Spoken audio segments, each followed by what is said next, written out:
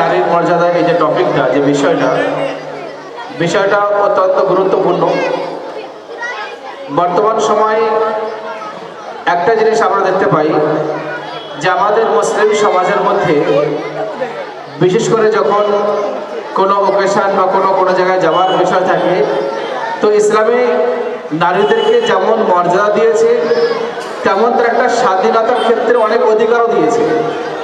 কিন্তু এই অধিকার মানে এটা না যে তারা বেপরদা হয়ে যে কোনো ওকেশনে যাবে, এটা একেবারে উচিত নয়। প্রত্যেক নারী যারা সাবালিকা হয়ে গেছে, সাবালিকা হওয়ার পরে থেকে নিয়ে মৃত্যুর আগ পর্যন্ত কোনো ক্ষেত্রে কোনো সময় শরীর কোনো ওজোর ছাড়া এক মুহূর্তের জন্য বেপরদা হওয়া তার জন্য জায়েজ নেই। যখনই সে বেপরদা হবে সঙ্গে সঙ্গে তার নামে গুনাহ লেখা হবে। সুতরাং এটা আমাদের নারীদেরকে ইসলাম পক্ষ থেকে যে নির্দেশ দিয়েছে, তেমন এছাড়া অন্যান্য অনেক স্বাধীনতা দিয়েছে।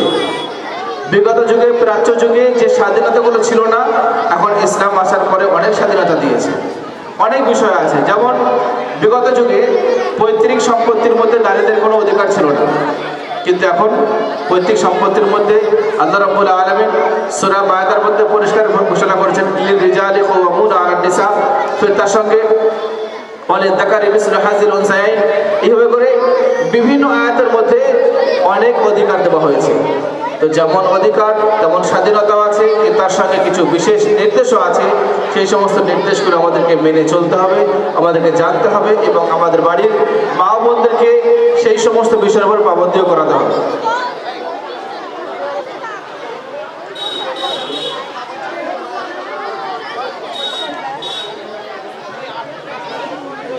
এখন আমাদের সম্মুখে আমাদের দিনিয়াত মুনাজ্জাম মাকতবের শিক্ষার্থীরা যারা হাজির হয়েছে, এরা দিনিয়াত মুনাজ্জাম মাকতব থেকে 2 বছর শিক্ষা লাভ করছে। এই 2 বছর অবধানে মাকতব থেকে যা কিছু শিখেছে তার মধ্যে থেকে সামান্য কিছু বিষয়ে প্রশ্ন উত্তর আকারে আমরা পেশ করছি।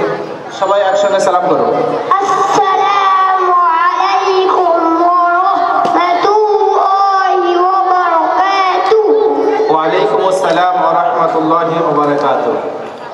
আমরা সবথেকে প্রথম কোরআনে কারীমের গ্রামার অর্থাৎ তাজবিদ থেকে প্রশ্ন করছি, ওয়াকফ করার নিয়ম কি? জবাব জের পেশ দুজে দুপে কাজের এবং তবে বিশেষ অক্ষরকে সাকিন করে অফ করতে হয়। ইদগামে শাফাবি কাকে বলে? মিম সাকিনের পর মিম আসলে প্রথম মিমকে দ্বিতীয় মিমের সাথে মিলে গুণনা সহ মিলে পড়তে হবে, ইদগামে শাফাবি বলে। মাশাআল্লাহ, জাযাকাল্লাহু খায়র ওয়া আহসানা জাযা।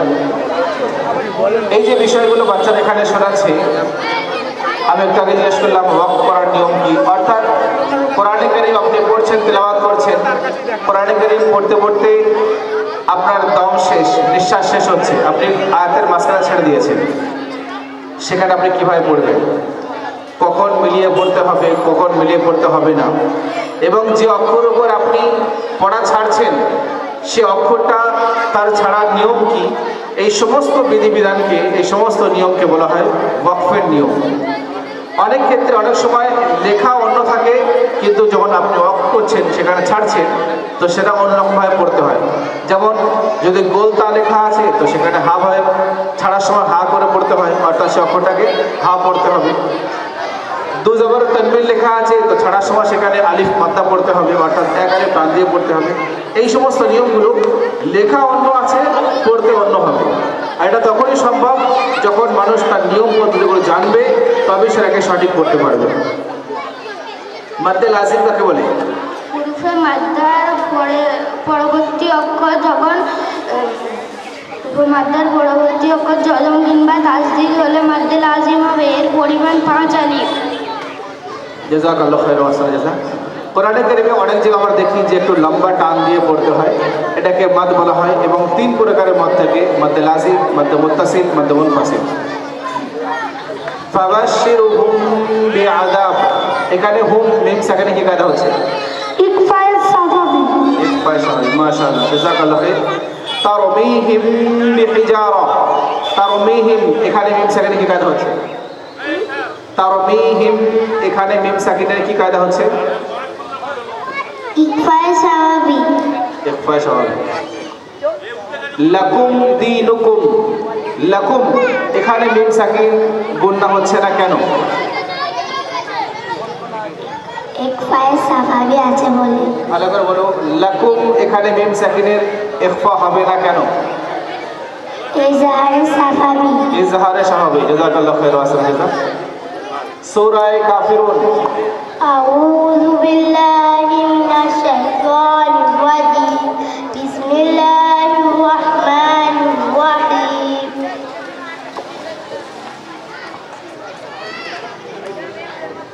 কুল ইয়া আইয়ুহাল কাফিরুন লা আ'বুদু মা তা'বুদুন ওয়া লা আনতুম আ'বিদুনা মা আ'বুদু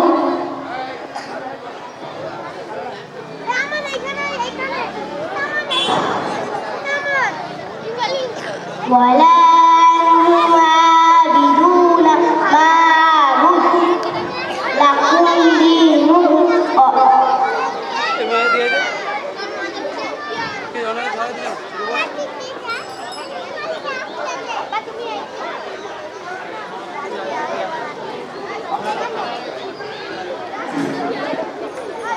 এই সূরাটি কোথায় অবতীর্ণ হয়েছে?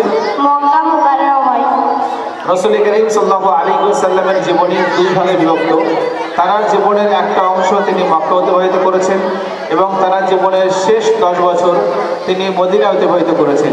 তো মদিনার থাকাকালীন যে সমস্ত সূরা অবতীর্ণ হয়েছে এই সূরাগুলোকে সূরাতুল মাদানিয়া বলা হয়, আর মক্কায় অবস্থানকালে যে সমস্ত সূরা অবতীর্ণ হয়েছে এই সমস্ত সূরাগুলোকে সূরাতুল মাক্কিয়া বলা হয়।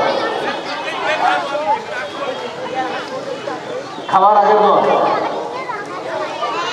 আলহামদুলিল্লাহ।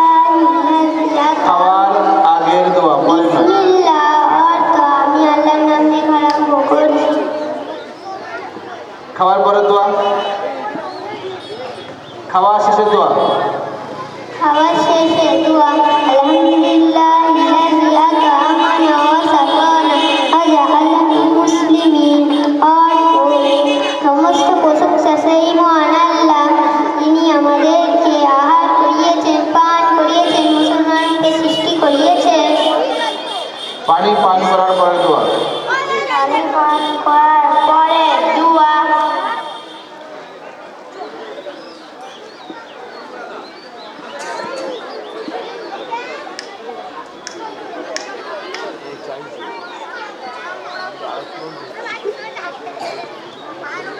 আলহামদুলিল্লাহ।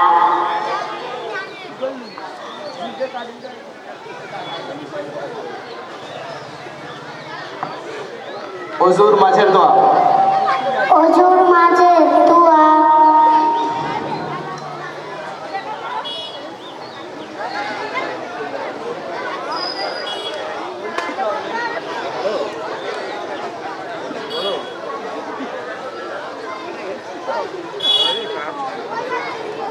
আগে শুনে ছেড়ে দাও। ওযুর পূর্বে দোয়া বলো, ওযুর আগে দোয়া। অজুর আগে দোয়া। বিসমিল্লাহ অর্থ আল্লাহর নাম।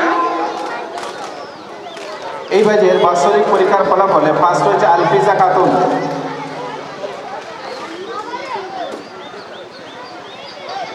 সেকেন্ড হয়েছে শেখ নুসরাত, জাযাকাল্লাহু খায়রান। থার্ড হয়েছে শিফা লস্কর,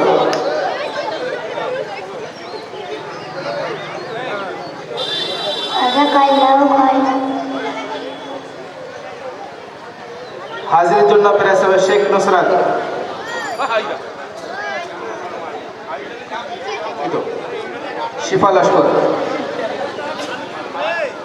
থার্ডই তো। জাযাকাল্লাহু খায়রান।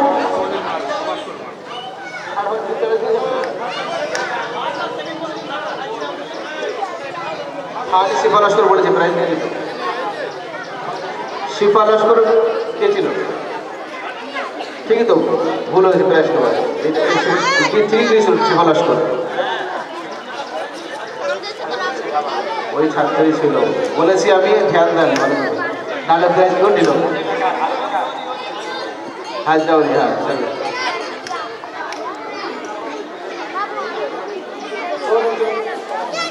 হ্যাঁ